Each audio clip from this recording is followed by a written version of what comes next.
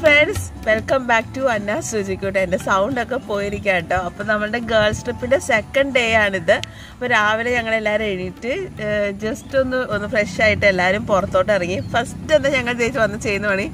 If the number resorted and looking in a children in the candelo.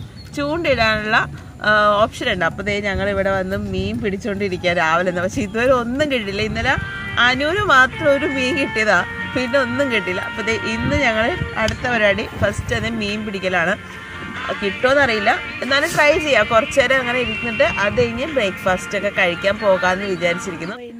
Friends, ഇപ്പോൾ നമ്മുടെ നീനുവും എന്നെ പോലെ തന്നെ അവളുടെ വീഡിയോയ്ക്ക് വേണ്ടി ഇന്റർ കൊടുത്തുകൊണ്ടിരിക്കുന്നതാണ് ഈ കാണുന്നത്. നമ്മുടെ ഫേമസ് അന്ന രുചിക്കൂട്ടിലെ അന്നയുടെ മീൻപിടുത്തം കാണാം. വേഗമാവട്ടെ അന്ന.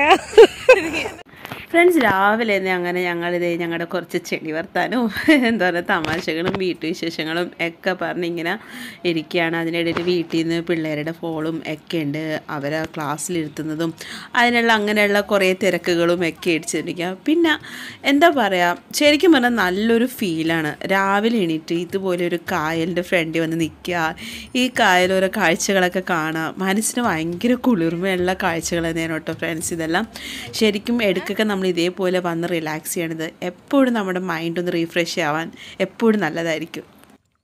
അതുപോലെ തന്നെ ഞങ്ങൾ രാവിലത്തെ ചൂണ്ടിടലൊക്കെ കണ്ടല്ലോ ഫ്രൈസ്, ഒന്നും തന്നെ കിട്ടിയില്ല കേട്ടോ. അപ്പോൾ അതൊക്കെ കഴിഞ്ഞ് ഇതേ ഫുഡ് കഴിക്കാൻ ബ്രേക്ക്ഫാസ്റ്റ് കഴിക്കാൻ സമയമായി. കാരണം 10 മണി വരെ അങ്ങനെ എന്തോ ഉള്ളൂ എന്നാണ് പറഞ്ഞത്. അപ്പോൾ അവർ വന്ന് ഞങ്ങൾ വിളിച്ചു. അപ്പോഴാണ് സമയം പോയത് തന്നെ അറിഞ്ഞത്. ശരിക്കും പറഞ്ഞാൽ അവിടെ ഇരുന്ന് നമ്മുടെ സമയം പോകുന്നത് പോലും അറിയില്ല കേട്ടോ. അപ്പോൾ ഇതേ നമ്മൾ റിസോർട്ടിൻ്റെ തന്നെ റെസ്റ്റോറൻറ്റ് ഉണ്ട്, അങ്ങോട്ടാണ് ഇപ്പോൾ പോകുന്നത്. അപ്പോൾ റെസ്റ്റോറൻറ്റും നമ്മൾ എന്താ കഴിക്കണമെന്നുള്ള ഇതൊക്കെയാണ് ഞാൻ നിങ്ങൾക്ക് ഇന്ന് ഷെയർ ചെയ്യാൻ പോണത്. അപ്പോൾ ഫുഡൊക്കെ കഴിച്ച് കഴിഞ്ഞിട്ട് ഞങ്ങളുടെ അടുത്ത പ്ലാനിങ് എന്താണെന്ന് പറഞ്ഞാൽ കറക്റ്റായിട്ടൊന്നും ഫിക്സ് ചെയ്തിട്ടില്ല. പോകുന്ന വഴിക്ക് വല്ല കാഴ്ചകളുണ്ടെങ്കിൽ കാണാമെന്ന് വിചാരിച്ചു, അല്ലെങ്കിൽ ഞങ്ങൾക്ക് പള്ളിയിൽ കയറണമെന്നുണ്ട്.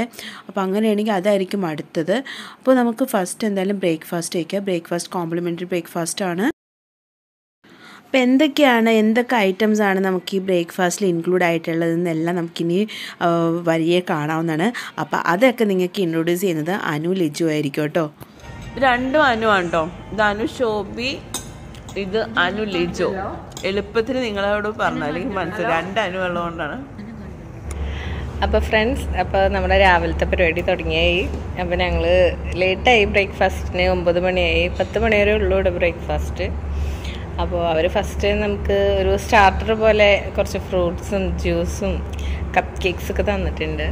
പിന്നെ ഇത് കൂടാണ്ട് ഇപ്പോൾ കൊറോണയൊക്കെ ആയതുകൊണ്ട് അധികം ആൾക്കാരൊന്നും ഇല്ല, കാരണം ബഫറ്റായിട്ടുള്ള ബ്രേക്ക്ഫാസ്റ്റ് ഒന്നും ഇല്ല. സോ അവർ തന്നെ ഒരു ചെറിയ മെനു കാർഡ് നമുക്ക് തന്നു. അപ്പോൾ ഇതിൽ മെനുവിൽ കാണുന്നതൊക്കെ നമുക്ക് ഓർഡർ ചെയ്യാം. അപ്പോൾ ഞങ്ങൾ കുറച്ച് പനീർ പറാത്തയും ചിക്കൻ സ്റ്റൂവും വെള്ളയപ്പവും സോസേജൊക്കെ ഓർഡർ ചെയ്തിട്ടുണ്ട്. ഇനിയും ഓർഡർ ചെയ്യാമല്ലോ. അപ്പം ഞങ്ങൾ ഇനിയും അപ്പം ഞങ്ങൾ രണ്ടും കൽപ്പിച്ച് ബ്രേക്ക്ഫാസ്റ്റ് പൊളിക്കാമെന്ന് വിചാരിക്കുന്നു. അപ്പോൾ ബാക്കിയുള്ളത് ഇതിന് ശേഷം. അനു ലിജോ എങ്ങനെയുണ്ട്? പഴം വെച്ചിട്ട് നമ്മൾ കേക്കൊക്കെ കൊള്ളാം അല്ലേ? നല്ല ടേസ്റ്റ്, നല്ല സോഫ്റ്റ്.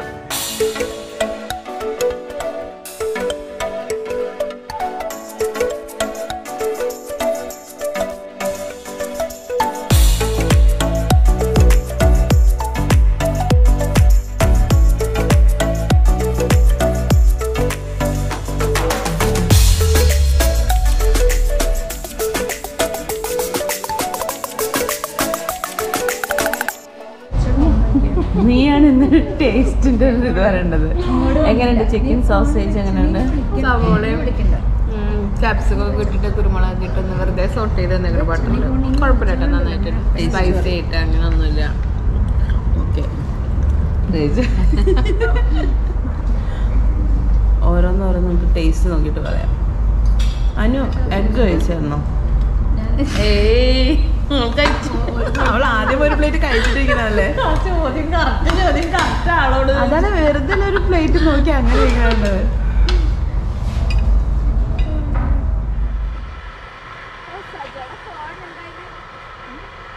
ഫ്രണ്ട്സ്, അപ്പോൾ ഇതേ ഞങ്ങൾ ചെക്കൗട്ട് ചെയ്യാൻ വേണ്ടി ബാഗെല്ലാം പാക്ക് ചെയ്ത് താഴെ വന്നിരിക്കുകയാണ് നമ്മുടെ റിസോർട്ടിൻ്റെ ബാക്ക് സൈഡ്, അതായത് നമ്മുടെ ലേക്കിൻ്റെയും സ്വിമ്മിംഗ് പൂളിൻ്റെയൊക്കെ സൈഡിൽ. ഇതാണ് നമ്മുടെ റിസോർട്ടിൻ്റെ ഒരു ഫുൾ വ്യൂ. കഴിഞ്ഞ വീഡിയോയിൽ ഞാൻ എത്രത്തോളം കാണിച്ചെന്ന് അറിയില്ല, അതുകൊണ്ടാണ് ഞാൻ ആ വ്യൂ ഒന്നും കൂടെ ഞാൻ കാണിക്കുന്നത്. നല്ല ഭംഗിയാണ് കേട്ടോ ഗൈസ്. ശരിക്കും പറഞ്ഞാൽ ഞങ്ങൾ നന്നായിട്ട് എൻജോയ് ചെയ്തു.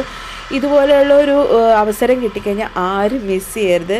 പ്രത്യേകിച്ച് ഫ്രണ്ട്സും നമ്മൾ ഗേൾസിൻ്റെ ഒരു ട്രിപ്പ് കിട്ടിക്കഴിഞ്ഞാൽ നമ്മൾ ശരിക്കും എൻജോയ് ചെയ്യണം. അപ്പോൾ ഞങ്ങളിപ്പോൾ ചെക്കൗട്ട് ചെയ്യുന്നതിന് മുമ്പ് ബാഗ് താഴെ വെച്ചിട്ട് ഞങ്ങൾ ചെയ്യാണ്ട് കുറച്ച് ഫോട്ടോസ് എടുക്കാൻ വേണ്ടി ഞങ്ങൾ പോവാൻ കേട്ടോ ആ ലേക്ക് സൈഡിലേക്ക്. ഞങ്ങൾ ഫോട്ടോസ് ഒന്നും ശരിക്കും പറഞ്ഞാൽ എടുക്കാൻ ടൈം കിട്ടിയില്ലായിരുന്നു ഇന്നലെ. അപ്പോൾ അതുകൊണ്ട് ഇന്ന് കുറച്ച് ഫോട്ടോസൊക്കെ എടുത്ത ശേഷം ഞങ്ങൾ ചെക്കൗട്ട് ചെയ്യാനാണ് തീരുമാനിച്ചിരിക്കുന്നത്.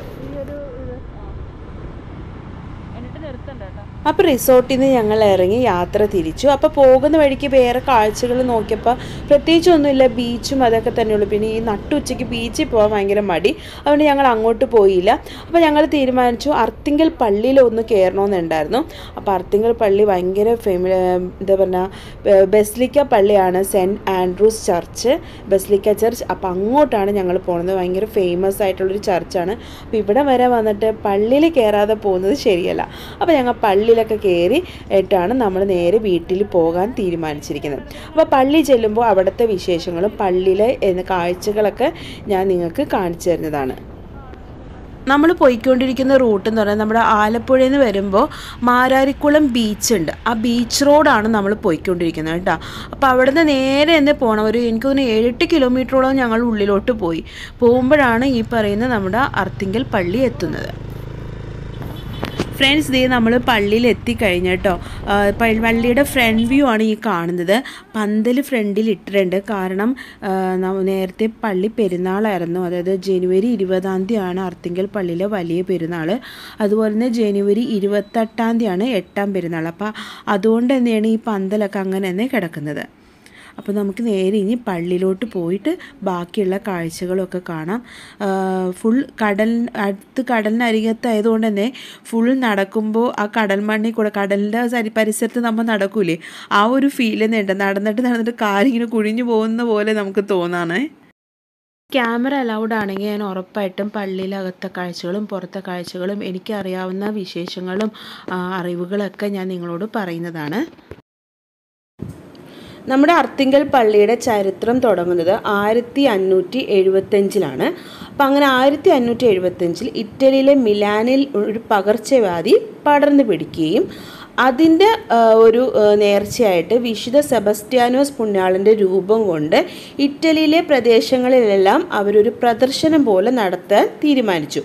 അങ്ങനെ ചെയ്ത് അത് രോഗം മാറുകയാണെങ്കിൽ അവർ നേർച്ച നേർന്നത് ലോകം മൊത്തം കപ്പലിൽ ഈ രൂപവും കൊണ്ട് ഒരു പ്രദർശനം നടത്താമെന്നായിരുന്നു അവർ നേർച്ച ചേർന്നത്. അപ്പോൾ അതിനെ ബന്ധപ്പെട്ട് അങ്ങനെ അസുഖം പകർച്ചവ്യാധി മൊത്തം മാറുകയും പക്ഷെ അവർ ഈ നേർച്ച അവർ മറക്കുകയും ചെയ്തു. അങ്ങനെ 22 വർഷങ്ങൾക്ക് ശേഷം ഇറ്റലിയിൽ വേറൊരു മാറാരോഗം പകർച്ചവ്യാധി പടർന്ന് പിന്നെയും പിടിക്കുകയും അപ്പോഴാണ് പണ്ട് മറന്നു വെച്ച നേർച്ചയെക്കുറിച്ച് അവർ ഓർക്കുകയും ചെയ്യുന്നത്. അങ്ങനെ അവർ ആ നേർച്ച കഴിക്കാൻ വേണ്ടി ഈ കപ്പലിൽ ഈ സെബസ്ത്യാനോസ് പുണ്യാളൻ്റെ രൂപം കൊണ്ട് യാത്ര തിരിച്ചു.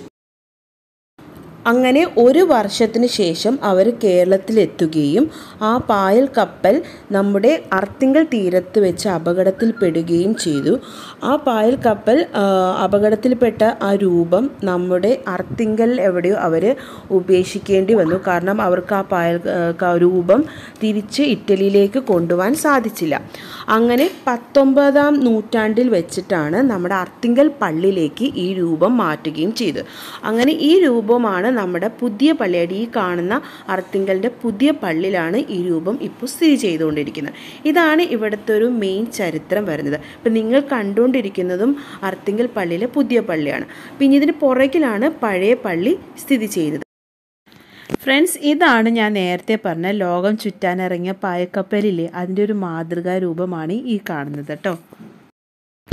നമുക്ക് ഈ പായൽ കപ്പലിലേക്ക് കയറാനും പറ്റും കേട്ടോ. അപ്പോൾ ഒരു സ്റ്റെപ്പ് ഉണ്ട് സൈഡിൽ കൂടെ, ആ സ്റ്റെപ്പിലൂടെ നമുക്ക് കയറാം. എന്നിട്ട് ആ രൂപത്തിലൊക്കെ നമുക്ക് പ്രാർത്ഥിക്കാനും മെഴുകുതിരി എത്തിക്കാനും ഒക്കെ അവിടെ പറ്റുന്നതാണ്. അപ്പോൾ ഞാൻ അതുകൊണ്ട് അതിനകത്തോട്ട് കയറി നമ്മുടെ രൂപമൊക്കെ ഒന്ന് അടുപ്പിച്ച് നിങ്ങളെ കാണിച്ചു തരാം.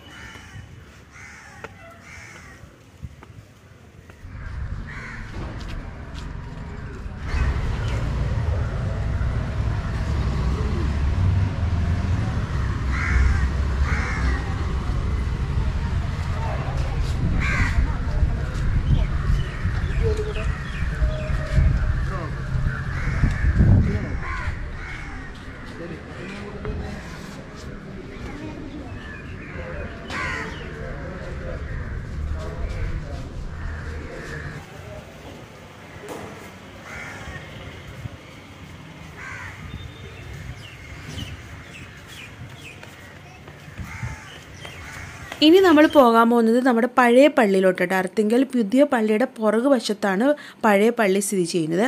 അപ്പോൾ ആ പോകുന്ന വഴിക്ക് നമുക്കൊരു നല്ല ഭംഗിയുള്ളൊരു കാഴ്ച കാണാൻ പറ്റും. അതായത് നമ്മുടെ ലാസ്റ്റ് സപ്പറില്ലേ, വിശുദ്ധ കുർബാന സ്ഥാപനം, അതിൻ്റെ ഒരു ശില്പം പണിതിട്ടുണ്ട് ഗൈസ്. നമുക്ക് കണ്ടിരിക്കാൻ തോന്നും. എന്ത് ഒറിജിനാലിറ്റി ഫീൽ ചെയ്യുന്ന അറിയാമോ? പടമല്ല, ഇത് ശില്പങ്ങൾ, സ്റ്റാച്യൂസാണ് ഈശോയുടെയും 12 ശിഷ്യന്മാരുടെയും അവിടെ പണിത് വെച്ചിരിക്കുന്നത്. നമ്മൾ വരുന്ന വഴിയാണെങ്കിലും ഈ പള്ളിയുടെ ഒരു പ്രത്യേകത എനിക്ക് ഫീൽ ചെയ്തത്, നമ്മളെല്ലായിടത്തും കാണുന്നത് സൈഡിൽ, പള്ളിയുടെ സൈഡിലൊക്കെ ഓരോ രൂപങ്ങൾ കാണുന്നത് വ്യത്യാസം ഉണ്ടാകും. ഫോട്ടോ ഫ്രെയിംസ് ആയിരിക്കും കൂടുതൽ കാണണം. പക്ഷേ ഇവിടുത്തെ ഫോട്ടോ ഫ്രെയിംസ് ഉൾപ്പെടെ ആ വരുന്ന വഴിക്ക് പള്ളിയുടെ ഇരുവശങ്ങളിലുള്ള രൂപങ്ങൾ വരെ ഭയങ്കര പ്രത്യേകതയുള്ള രൂപങ്ങളാണ്. പക്ഷെ എനിക്കത് ഫുൾ കവർ ചെയ്യാൻ പറ്റില്ല. ഞാൻ ഈ പോകുന്ന 2 കാഴ്ചകൾ നിങ്ങൾ കാണുമ്പോൾ തന്നെ ആ രൂപങ്ങളിൽ തന്നെ ഓരോരോന്നായിട്ട് നമുക്ക് കാണാൻ പറ്റും. അപ്പോൾ ഇതേ നമ്മുടെ പഴയ പള്ളി എത്തി. ഇതാണ് നമ്മുടെ പഴയ പള്ളി. അപ്പോൾ പള്ളിയുടെ വിശേഷങ്ങളാണ്, നമുക്കൊന്ന് അകത്തോട്ട് കയറി നോക്കാം.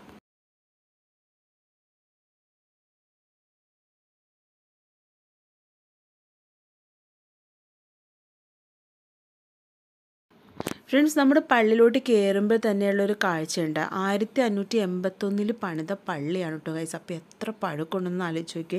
കണ്ടോ, ഇയർ വരെ നമ്മളുടെ അവിടെ എഴുതി വെച്ചിട്ടുണ്ട്. ഇവിടെ കുർബാനയൊക്കെ നടക്കുന്നുണ്ടോയെന്ന് എനിക്കറിയില്ല. ഇപ്പോൾ ഇല്ലയെന്ന് എനിക്ക് തോന്നുന്നു. എനിക്ക് കറക്റ്റ് അറിയില്ല, അവിടെ ആരെയും കണ്ടില്ല ചോദിക്കാൻ. അപ്പോൾ ഇതിൻ്റെ വിശേഷങ്ങൾ ഞാൻ ജസ്റ്റ് കാഴ്ചകളെ കാണിക്കാം. 2 സൈഡിൽ നമ്മുടെ പള്ളിയുടെ ചരിത്രവും ഒക്കെ, അവിടെ വിശുദ്ധൻ്റെ ചരിത്രവും ഒക്കെ നമുക്ക് അവിടെ എഴുതി വെച്ചിട്ടുണ്ട്. ഒരു സൈഡിൽ ഇംഗ്ലീഷിലും ഒരു സൈഡിൽ മലയാളത്തിലുമായിട്ടൊക്കെ അവിടെ എഴുതിയിട്ടുണ്ട്. ആ ബിൽഡിംഗ് ഒക്കെ, ആ പഴയതെല്ലാം അവർ ആ പഴമ അതേ രീതിയിൽ തന്നെ അവർ നിലനിർത്തി കൊണ്ടുപോയിട്ടുണ്ട് കേട്ടോ ഗൈസ്. പിന്നെ നമുക്ക് പള്ളിയിലോട്ട് കയറാം. കയറുമ്പോൾ തന്നെ ആ വാതിൽ എന്ന ഒരു പ്രത്യേകത, ആ പഴയ വാതിൽ അങ്ങനെ തന്നെ അത് മെയിൻറ്റെയിൻ ചെയ്തിട്ടുണ്ട്.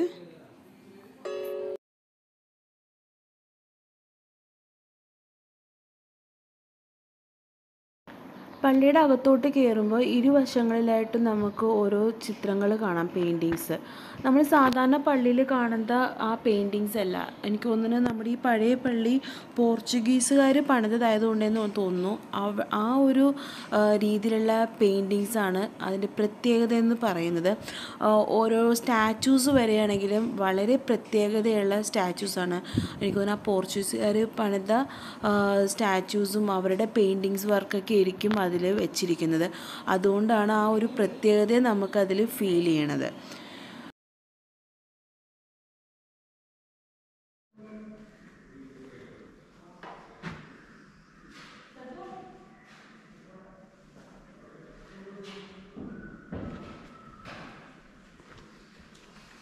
ഫ്രണ്ട്സ്, നമ്മൾ തിരിച്ചു പോകുമ്പോൾ പള്ളിയുടെ ഈ ഒരു സൈഡിൽ കാണുന്നതാണ് പ്രസംഗപീഠം. അതായത് പണ്ട് കാലങ്ങളിൽ നമ്മുടെ മൈക്ക് സെറ്റും അങ്ങനെയുള്ള കാര്യങ്ങളൊന്നും ഇല്ലാത്തത് കൊണ്ട് തന്നെ ഈ പ്രസംഗിക്കാനും അതുപോലെ എന്താ പറയുക, ബൈബിൾ വായനിക്കാനും ഒക്കെ ഈ ഭാഗത്ത് നിന്നിട്ടാണ് അവർ ഇത് ജനങ്ങൾ നിൽക്കുന്നതിൻ്റെ ഒരു സെൻട്രൽ ഭാഗമായിട്ടാണ് ഈ ഒരു പീഠം വന്നിരിക്കുന്നത്. അപ്പോൾ ഇതാണ് പ്രസംഗപീഠം. ഇവിടെ നിന്നാണ് പ്രസംഗിച്ചുകൊണ്ടിരുന്നത് പണ്ട് കാലങ്ങളിലെല്ലാം.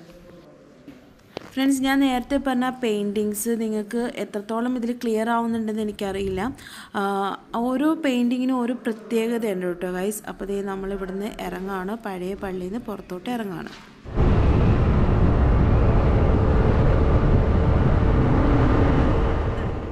അവളെ ഞാൻ നേരത്തെ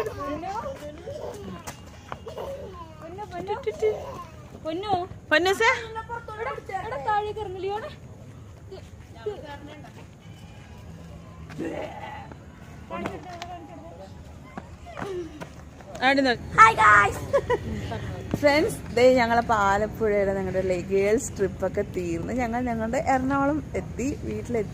വീട്ടിലെത്തിയ ശേഷം ഞങ്ങളുടെ പിള്ളേർ എല്ലാവരും ഇല്ല, 2 പേര്, ഇവരുടെ 2 പിള്ളേരും എൻ്റെ ഇളയ ആളും കൂടെ വന്നിട്ടുണ്ട്.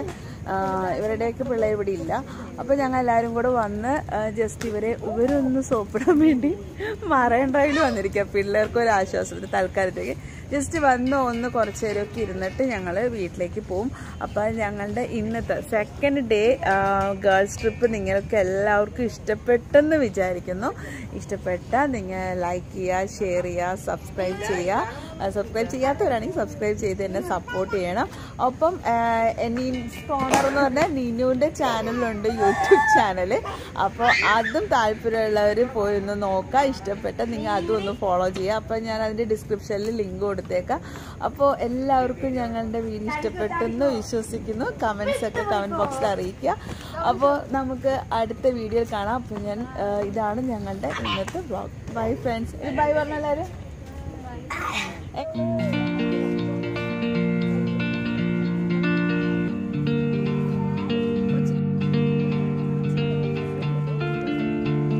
പൊന്നു